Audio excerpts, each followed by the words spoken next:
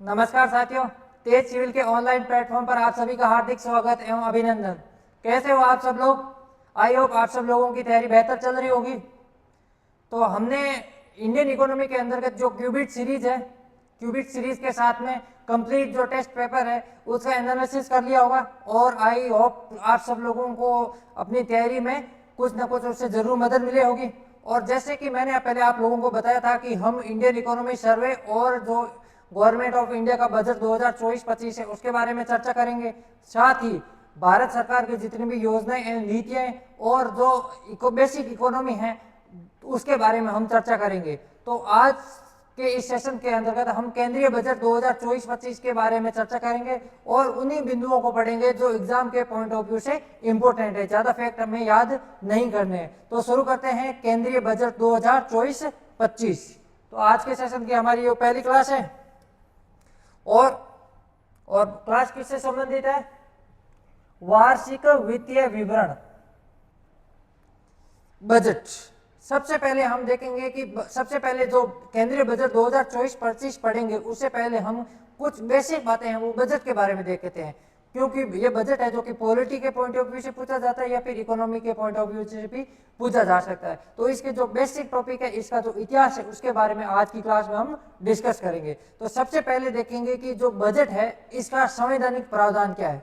तो भारतीय संविधान में कहीं पर भी बजट शब्द को ना तो परिभाषित किया गया है और न ही बजट का उल्लेख किया गया है। भारतीय संविधान अनुच्छेद 112 में जो शब्द का उल्लेख किया गया है वो है वार्षिक वित्तीय विवरण। तो याद रखना, अगर ये क्वेश्चन एग्जाम में पूछा जा सकता है अगर कथन में आपके स्टेटमेंट में कि बजट शब्द का उल्लेख संविधान के अनुच्छेद 112 में है, तो हमारा स्टेटमेंट क्या हो जाएगा? रॉन्ग हो जाएगा। या ऐसे भी पूछा जा सकता है कि बजट शब्द को संविधान के अनुच्छेद 112 में परिभाषित किया गया, तो वो भी क्या हो जाएगा? गलत हो जाएगा, क्योंकि अनुच्छेद 112 में किस वर्ड का उल्लेख किया गया है? वार्षिक वित्तीय विवरण शब्द का उल्लेख किया गया है। सबसे पहले देखते हैं बजट क्या होता है। तो जब हमारी क्यूबिट सीरीज चल रही थी तो उस समय हमने पढ़ा था कि बजट है वो सरकार की जो राजकोषीय घाटा होता है, जो राजकोषीय नीति होती है, उसका एक टूल होता है, उसका एक उपकरण होता है। मतलब सरकार की जो आय एवं व्यय से संबंधित नीतियां होती है उसको सरकार है जो कि बजट के माध्यम से प्रस्तुत करती है। तो बजट क्या हो गया? सरकार की जो आय एवं व्यय से संबंधित जो प्लान नीतियां होती है, जो रूपरेखा होती है, उसको क्या कहते हैं? हम बजट कहते हैं। और इसका उल्लेख है जो कि संविधान में कहीं नहीं है, और उल्लेख इसका है वार्षिक वित्तीय विवरण का अनुच्छेद 112 में। अब इसका इतिहास देख लेते हैं। तो भारत में लॉर्ड कैनिंग के कार्यकाल में जेम्स विल्सन द्वारा 18 फरवरी 1860 को पहली बार बजट पेश किया गया। तो भारत में सबसे पहले बजट कब पेश किया गया? 18 फरवरी 1860 को। और उस समय क्योंकि भारत में जो ब्रिटिश इंडिया का या फिर ब्रिटिश क्राउन का शासन था, क्योंकि ईस्ट इंडिया कंपनी समाप्त हो गई थी 1957 में, और 1958 का जो एक्ट था उसके अंतर्गत भारत पर किसका शासन हो गया था? महारानी विक्टोरिया का शासन हो गया था। तो उस समय के जो गवर्नर वायसराय थे लॉर्ड कैनिंग, उनके शासन में सबसे पहले जेम्स जो विल्सन थे उसने भारत में पहली बार बजट प्रस्तुत किया। तो ये भी क्वेश्चन पूछा जाए तो ध्यान रखना। फिर हमें पूछा जाए अगर स्वतंत्र भारत का प्रथम बजट प्रस्तुत किसने किया, तो षणमुखम चेट्टी है, उसने स्वतंत्र भारत का प्रथम बजट प्रस्तुत किया। ये शेट्टी नहीं चेट्टी है, ध्यान रखना, षणमुखम चेट्टी। ये हमारे जो क्यूबिट सीरीज में उसमें क्वेश्चन किया हुआ था कि भारत का प्रथम बजट पेश किसने किया, तो भारत का प्रथम बजट किसने पेश किया? षणमुखम चेट्टी ने। अगला क्वेश्चन है गणतंत्र भारत का प्रथम बजट किसने पेश किया? जॉन मथाई ने। स्वतंत्र भारत मतलब 15 अगस्त 1947 को भारत आजाद हो गया, तो उसके बाद जो पहला बजट था वो षणमुखम चेट्टी ने। और गणतंत्र भारत कब हुआ था? जब 26 जनवरी 1950 को हमने पूर्ण संविधान अपना लिया था, तो उस समय को क्या कहेंगे हम? गणतंत्र भारत। ठीक है। और गणतंत्र का मतलब क्या होता है? गणतंत्र का मतलब होता है कि जो देश का प्रथम नागरिक होगा, यानी कि जो इंडिया के संदर्भ में देखें तो राष्ट्रपति का पद है वो वंशानुगत नहीं होगा, मतलब कोई भी व्यक्ति है वो राष्ट्रपति बन सकता है। तो ये होता है गणतंत्र। तो गणतंत्र भारत का प्रथम बजट किसने पेश किया? जॉन मथाई ने। मतलब 26 जनवरी 1950 के बाद जो पहला बजट आया था उसको किसने पेश किया था? जॉन मथाई ने किया था। फिर हमारे कुछ फैक्ट आते हैं। सबसे पहले एक कमेटी आती है जिसका नाम है एकवर्त समिति। ये कमेटी कब गठित हुई थी? 1920-21 में। और इस बजट ने यह सिफारिश की थी कि जो रेल बजट है उसको आम बजट से क्या करना चाहिए? पृथक कर देना चाहिए, अलग कर देना चाहिए। तो उस समिति की सिफारिश पर 1924 में है जो कि आम बजट से रेल बजट को क्या कर दिया गया था, अलग कर दिया गया। तो ये फैक्चुअल चीजें इनको आपको ध्यान में रखना है। फिर एक समिति बनती है विवेक देबरॉय, भाई ये विवेक ओबरॉय नहीं है, विवेक देबरॉय है, ठीक है। तो ये विवेक ओबरॉय समिति है, इसकी सिफारिश पर केंद्रीय बजट 2017-18 है, ये रिपीट हो गया, उसमें पुनः है जो कि रेल बजट को आम बजट में शामिल कर दिया गया। 2017-18 के अंदर कहते भारतीय जो बजट प्रणाली उसमें कुछ परिवर्तन हुए थे। उसमें पहला परिवर्तन क्या था कि इसमें आम बजट और रेल बजट को क्या कर दिया, शामिल कर दिया गया था। फिर हमारा जो अगला फैक्ट आता है वो ये है कि योजनागत व्यय एवं गैर योजनागत व्यय के वर्गीकरण को भी 1818 में 2018 में समाप्त कर दिया गया था। पहले भी क्या था, पहले जो बजट आता था उसको बजट का वर्गीकरण दो तरीके से होता था। एक तो योजनागत व्यय का मतलब वे व्यय जो है जो कि योजनाओं के द्वारा, प्लानिंग के द्वारा किया जाता है, जैसे शिक्षा पर, स्वास्थ्य पर जो व्यय किया जाता है। फिर गैर योजनागत व्यय, जैसे रक्षा पर हम व्यय करते हैं या फिर ब्याजों का भुगतान करते हैं, वो क्या हो जाता है, गैर योजनागत व्यय। तो इनको पहले क्या करते थे, बजट में अलग अलग दिखाया जाता था, परंतु 2017-18 का जो बजट है उसमें इस वर्गीकरण को क्या समाप्त कर दिया गया था। फिर है जो कि एक इसमें और परिवर्तन किए गए थे, बजट 1 फरवरी को पेश किया जाने शुरू हो गया। कब से, 2017-18 से। पहले जो बजट पेश होता था वो फरवरी माह के अंतिम कार्य दिवस पे होता था। इसका मतलब या तो 28 फरवरी को या 29 फरवरी को बजट पेश होता था, परंतु वर्तमान में बजट कब पेश होता है, 1 फरवरी को। तो 2017-18 के बजट के दौरान बजट में 3 महत्वपूर्ण परिवर्तन किए गए। कौन कौन से, पहला परिवर्तन किया गया कि रेल बजट को आम बजट में शामिल कर दिया। दूसरा क्या परिवर्तन किया गया कि योजनागत व्यय एवं गैर योजनागत व्यय का जो वर्गीकरण था उसको क्या कर दिया, समाप्त कर दिया गया। और जो बजट प्रस्तुत करने की तारीख है वो 1 फरवरी को निर्धारित कर दी गई थी। इसके बाद में देखते हैं कि भारत में पहला जो हिंदी बजट है वो कब पेश किया गया, 1955 में पेश किया गया। ये फैक्ट है, इसको ध्यान रखना है। और अगला है कि भारत के वे कौन कौन से प्रधानमंत्री हुए जिन्होंने बजट पेश किया। तो भारत के अभी तक 3 ऐसे प्रधानमंत्री हुए जिन्होंने बजट पेश किया, जवाहरलाल नेहरू, इंदिरा गांधी और राजीव गांधी। याद रखना मुश्किल नहीं होगा, तीनों नेहरू परिवार से हैं। आई डोंट थिंक सो कि किसी को कोई दिक्कत होगी, एक बार रीड आउट कर लेंगे तो भी याद हो जाएगा। अगला जो महत्वपूर्ण पॉइंट वो है कि भारत में सबसे अधिक बार बजट पेश किसने किया। तो भारत में मोरारजी देसाई ने सबसे अधिक बार बजट पेश किया और उन्होंने कितनी बार बजट पेश किया, 10 बार बजट पेश किया। फिर अगला है कि भारत का पहला पेपरलेस बजट कौन सा है। तो ये 2021-22 में जो भारत में सबसे पहले पेपरलेस बजट पेश किया गया। तो ये हमारे बजट के बारे में कुछ बेसिक जानकारी। उसके बाद में हम देखते हैं केंद्रीय बजट 2024-25। यहां से क्वेश्चन पूछने की अधिक संभावना है। कौन कौन सी पॉइंट आपको याद रखने हैं वो मैं आपको यहाँ पर टिक करवा दूंगा, आप है ना उसको नोट डाउन कर लेना कि ये तो याद रखने ही रखने हैं। पहला है कि केंद्रीय बजट 2024-25 वित्त मंत्री निर्मला सीतारमण द्वारा 23 जुलाई 2024 को प्रस्तुत किया गया। कब प्रस्तुत किया, 23 जुलाई। अब आप पूछोगे सर अभी तो आप बोल रहे थे कि केंद्रीय बजट 1 फरवरी को पेश किया जाता है, ये 23 जुलाई को क्यों? क्योंकि अभी चुनाव हुए थे, चुनाव होने की वजह से सरकार ने पूर्ण बजट पहले पेश नहीं किया था फरवरी माह में। वो कौन सा बजट पेश किया था, अंतरिम बजट, अंतरिम बजट। तो क्वेश्चन अगर ये पूछा जाए कि अंतरिम बजट क्या होता है, तो चुनावी वर्ष में सरकार के द्वारा कुछ पर्टिकुलर महीने के जो खर्च है उसको पूरा करने के लिए जो बजट पेश किया जाता है वो क्या हो जाता है, अंतरिम बजट। तो अंतरिम बजट का मतलब जहां पर भी चुनावी वर्ष का बजट दिख जाए तो उसको टिक कर देना, ठीक है।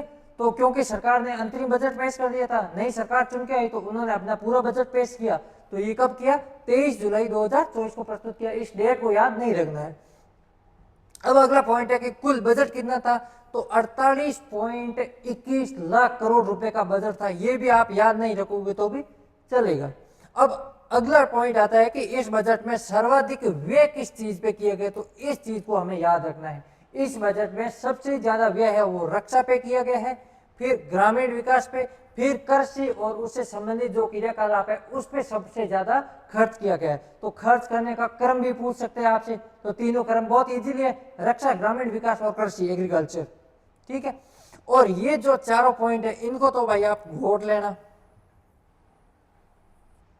ये सारे के सारे मोस्ट पॉइंट है, इंपॉर्टेंट पॉइंट है, यहां से क्वेश्चन पूछने की अधिक संभावना है।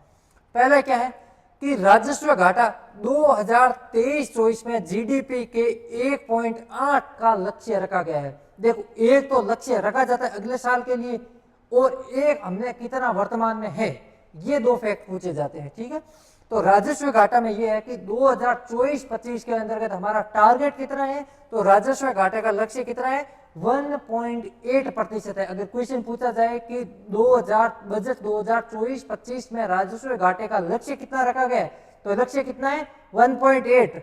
और राजस्व घाटा पूछ ले कि वर्तमान में सरकार, हमारा केंद्र सरकार का राजस्व घाटा कितना है, तो वो कितना है, 2.6%, क्योंकि ये प्रेजेंट में 2023-24 का हो जाएगा।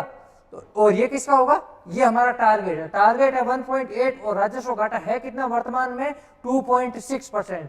अगला है राजकोषीय घाटा, सबसे इंपॉर्टेंट। 2024-25 में जीडीपी का 4.9% टारगेट है। 2024-25 में हमारा लक्ष्य कितना है, हमारा लक्ष्य है कि अगला जब बजट पेश होगा उससे पहले राजकोषीय घाटे को कम करके कितना करना है, 4.9% करना है। और वर्तमान में राजस्व घाटा, जो राजकोषीय घाटा है वो कितना है, 5.6% है। इन चारों फैक्ट को आप अच्छे से रट्टा मार लेना। एक बार वापस बता देता हूं, राजकोषीय घाटा वर्तमान में कितना है, 5.6% है, और हमारा टारगेट नेक्स्ट ईयर के लिए कितना है, 4.9%। राजस्व घाटा प्रेजेंट में कितना है, 2.6%, और नेक्स्ट ईयर के लिए टारगेट कितना है, 1.9%। ये चारों के चारों फैक्ट आप अच्छे से याद कर लेना। बस इतना है कि नेक्स्ट जो टारगेट है वो हमेशा कम होता है, ध्यान रखना, क्योंकि ये हमारे क्यूबिट सीरीज था, उसमें क्वेश्चन भी पूछा गया था आपसे कि 2024-25 के अंतर्गत हमारे राजकोषीय घाटे का लक्ष्य कितना है, तो 4.9% जीडीपी का। ठीक है, तो आप इस क्वेश्चन को आप इन फैक्टों को आराम से याद कर सकते हो। ठीक है, अगला है बजट प्राथमिकता। इस बार का जो बजट था उसमें कुछ 9 प्राथमिकता वाले क्षेत्रों का निर्धारण किया गया था। सरकार ने क्या कहा था कि ये 9 ऐसे एरिया है जो हमारे प्रायोरिटीज है, हम इस पर ज्यादा काम करेंगे। तो वो 9 एरिया कौन कौन से हैं, कृषि में उत्पादकता एवं अनुकूलता, रोजगार एवं कौशल प्रशिक्षण, समावेशी मानव संसाधन विकास एवं सामाजिक न्याय, विनिर्माण और सेवाएं, शहरी विकास, ऊर्जा सुरक्षा, अवसंरचना, नव परिवर्तन, अनुसंधान और विकास, और अगली पीढ़ी के सुधार। ये हमारे बजट प्राथमिकता के 9 क्षेत्र हैं। इनको आपको याद रखना, क्योंकि आपको पता होगा जो हमारी क्यूबिट थी उसमें एक क्वेश्चन पूछा गया था कि कौन सी बजट, जो बजट की 9 प्राथमिकता है उसमें शामिल नहीं है। इस प्रकार का क्वेश्चन वहां आरपीसी भी पूछ सकती है, कुछ 3 नाम इनमें से दे दे और एक कोई और दे दे, तो पूछ ले कौन सा इसमें शामिल नहीं है। तो आप इनको क्या करना है, एक बार रीड आउट कर लेना, ध्यान रखना। और ये जो बजट प्राथमिकता वाले पॉइंट है ये मेंस के पॉइंट ऑफ व्यू से भी इंपॉर्टेंट है, तो इनको एक बार आप अच्छे से याद कर लेना। ठीक है, इन्हीं के आधार पर हमारा बजट है वो आगे पढ़ेंगे कि इस फील्ड में क्या किया सरकार ने, इसमें सारों में हम पढ़ेंगे कि सब में सरकार की क्या क्या प्रोविजंस है। तो इस चीज को आपको क्या करना है, ध्यान रखना है।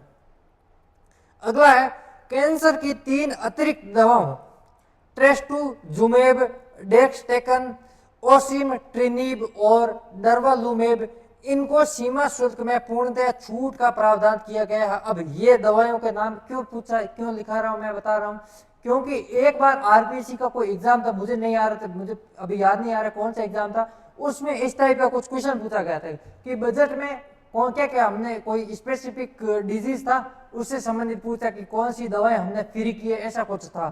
तो इस प्रकार क्योंकि 3 नाम दिए हुए हैं तो ये पूछा जा सकता है कि हाल ही के बजट में केंद्र सरकार ने कैंसर की कौन सी दवाओं पर आयात का जो सीमा शुल्क है उसमें पूर्णतः छूट का प्रावधान नहीं किया।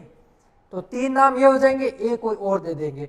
तो इनको आपको, मुझे पता है बड़े कठिन नाम है भाई, याद नहीं होंगे, तो आप इनको क्या करें, 2-3 बार आप आराम से इनको रीड आउट कर दो, तो क्या हो जाएगी, आपकी इन शब्दों से एक बेसिक जान पहचान हो जाएगी। और जान पहचान हो जाएगी तो वहां आप एग्जाम में एलिमिनेट कर पाओगे, क्योंकि वहां ऐसा नाम नहीं आएगा कि ओसिमट्रिनिब है, इसकी जगह कुछ ओसिम करके और कोई नाम नहीं, ऐसा नहीं नाम आएगा, नाम थोड़ा सा डिफरेंट ही आएगा। ठीक है, कोई अफ्रीकन टाइप का आएगा जो हमें नहीं आएगा। ठीक है, आराम से रहना। तो फिर आप इन तीनों को क्या कर लेना, एक बार रीड आउट अच्छे से कर लेना है, ताकि एग्जाम में किसी भी प्रकार की कोई दिक्कत नहीं हो। ठीक है, तो ये हमारा केंद्रीय बजट है 2024-25 की बेसिक बातें हैं। ठीक है। अब बजट में क्या क्या प्रावधान किए गए थे वो हम पूरा कल डिस्कस करेंगे कि हमारे बजट में ये चीजें थी, इनको हमें ध्यान में रखना है, इनको याद में रखना है, वो मैं आपको कल की वीडियो में बताऊंगा। अब ये बताओ आप सब लोगों की तैयारी कैसी चल रही है? एग्जाम के दिन धीरे धीरे नजदीक आ रहे हैं और डेंगू का भी प्रकोप ज्यादा बढ़ रहा है, तो आप सभी लोगों से ये एक रिक्वेस्ट है कि आप अपने हेल्थ का जरूर ध्यान रखें। सबसे पहले अपने कहता मारवाड़ी में कहावत है ना, पहली सुख निरोगी काया, दूसरा सुख धन और माया। तो सबसे जरूरी अपने क्या है, निरोगी काया रहना सबसे जरूरी है। तो आप हेल्थ का पूर्ण ध्यान रखें। इसके अलावा अपने खान पीन को आप ढंग से रखें, थोड़ा सा जो फिजिकल एक्टिविटी है, शारीरिक व्यायाम, योगा वगैरह भी नियमित रूप से करते रहें। अब कुछ लोगों का मैंने अभी जो फीडबैक लिया वो ये कह रहे हैं कि सर इकोनॉमी हमें आती नहीं है, हम इकोनॉमी को मतलब वो वही एक जो बेसिक कंसेप्ट होता है इसको अवॉइड करते थे। अरे भाई ऐसा कुछ नहीं है, इकोनॉमी से आपको भागना नहीं है बिल्कुल भी। बिंदास हो जाओ, आप आराम से जो मैं यहाँ करवा रहा हूँ वो आप अच्छे से समझो, उसको अच्छे से रीड आउट करो, उसको रिवाइज करो, आपका इकोनॉमी का जो डर है वो समाप्त हो जाएगा। और मैं गारंटी देता हूँ आप लोगों की, आप बाकी लोगों से बेहतर नंबर प्राप्त करोगे इकोनॉमी के अंदर का। तो आपको भागना नहीं है, ना ही इसको अवॉइड करना है, ना इग्नोर करना है, आराम से रिलैक्स होकर इकोनॉमी को पढ़ो। अरे इकोनॉमी बिल्कुल बेसिक है, जो हमारे डेली लाइफ में यूज होती है, महंगाई यूज होती है हमारे, के भाई आज आलू महंगे हो गए, प्याज महंगे हो गई, सब कहते हैं भाई कांदे कितने महंगे हो रहे हैं, आजकल 50 रुपए किलो कांदा मिल रहे हैं, ठीक है, तो ये प्याज वगैरह महंगे ही हो गए। तो इन सब हम क्या है, ये हमारे डेली लाइफ से जुड़ा हुआ है। फिर शेयर मार्केट है, ये भी हमारी लाइफ से कहीं ना कहीं जरूर जुड़ा हुआ है। फिर हम हर चीज पढ़ते हैं जो इकोनॉमी से जुड़ी हुई है, तो इकोनॉमी का बेसिक नॉलेज होना जरूरी है। तो हम यहाँ बेसिक कंसेप्ट सारे आपको क्लियर करवा देंगे, बस आपको फोकस होकर क्लास पढ़नी है। आपको कुछ अगर समझ में नहीं आ रहा है, कहीं कोई टॉपिक में दिक्कत आ रही है कि सर ये हमें अच्छे से समझ में नहीं आया, तो आप कमेंट कर सकते हैं, उसका आपको जरूर जवाब दिया जाएगा। तो आज के इस सेशन के अंदर रखा था हमने जो बजट के बारे में बेसिक चर्चा की, और जो केंद्रीय बजट 2024-25 है उसके बारे में कुछ बेसिक जो टॉपिक है या फिर बेसिक फैक्ट है उनके बारे में चर्चा की। एक बार जल्दी से आज के जो टॉपिक पढ़ा हमने उसका रिवाइंड कर लेते हैं।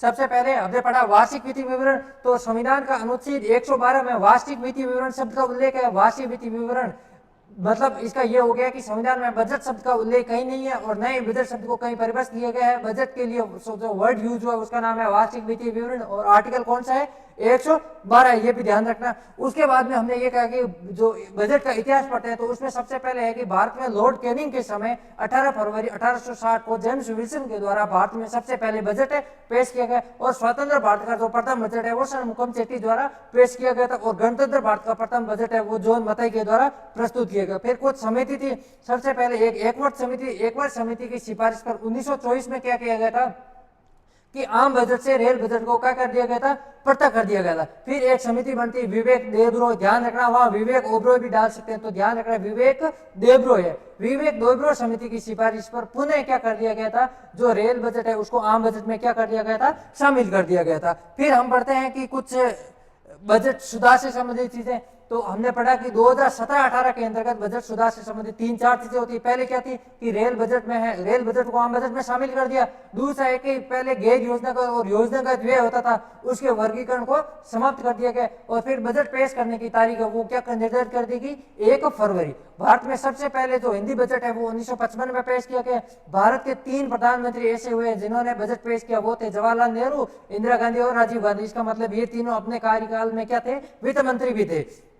इसके अलावा हमने पढ़ा कि भारत में सबसे अधिक बार जो बजट है वो किसने पेश किया है, मोरारजी देसाई ने 10 बार किया है। और भारत का प्रथम पेपरलेस बजट कब पेश किया गया था, 2021-22 में। फिर हम केंद्रीय बजट के बारे में चर्चा कर लेते हैं। तो केंद्रीय बजट है जो कि जुलाई 2024 में जो केंद्रीय वित्त मंत्री निर्मला सीतारमण जी उनके द्वारा पेश किया गया था। और कुल जो बजट था वो कितना था, 28.21 लाख करोड़ का था। और सर्वाधिक व्यय का क्रम है, तो पहला व्यय क्या है भाई, रक्षा, उसके बाद ग्रामीण विकास, और तीसरा क्या है, कृषि एवं उससे संबंधित क्रियाकलाप। फिर हम देखते हैं कि राजस्व घाटा, तो हमारा टारगेट कितना 2024-25 के लिए, याद रखना 1.9% हमारा टारगेट है। और वर्तमान में राजस्व घाटा कितना है, 2.6%। राजकोषीय घाटा 2024-25 के लिए टारगेट कितना है, 4.9%। और वर्तमान में राजकोषीय घाटा कितना है, 5.6% है। इसके बाद में हमने पढ़ा कि बजट प्राथमिकता का कुछ क्षेत्र तो कौन सा है? कच्ची में उत्पादकता एवं अनुकूलता, रोजगार, समावेशी मानव संसाधन विकास, विनिर्माण एवं सेवाएं, शहरी विकास, ऊर्जा सुरक्षा, अवसंरचना, नवाचार, अनुसंधान और विकास और अगली पीढ़ी में सुधार। उसके बाद में हमने पढ़ा कि कैंसर की जो 3 दवाएं हैं उनको क्या कर दिया गया था? सरकार ने आयात शुल्क में क्या कर दी थी? छूट कर दी थी उसके सीमा शुल्क में। कौन सी दवाएं हैं? ट्रस्टुजुमेब, डेरेक्सटेशन, ओसिमट्रिनिब और डर्वालुमेब, इनकी सीमा शुल्क में सरकार ने क्या कर दिया? छूट कर दिया गया था। तो आज के सेशन को यही समाप्त करते हैं और मिलते हैं हमारे कल जो केंद्रीय बजट 2024-25 की मुख्य विशेषताओं को लेकर। तब तक आप अपने हेल्थ का ध्यान रखिए और कंटिन्यू अपना जो पर डे का जो शेड्यूल है उसको फॉलो कीजिए। Thank you. वंदे मातरम।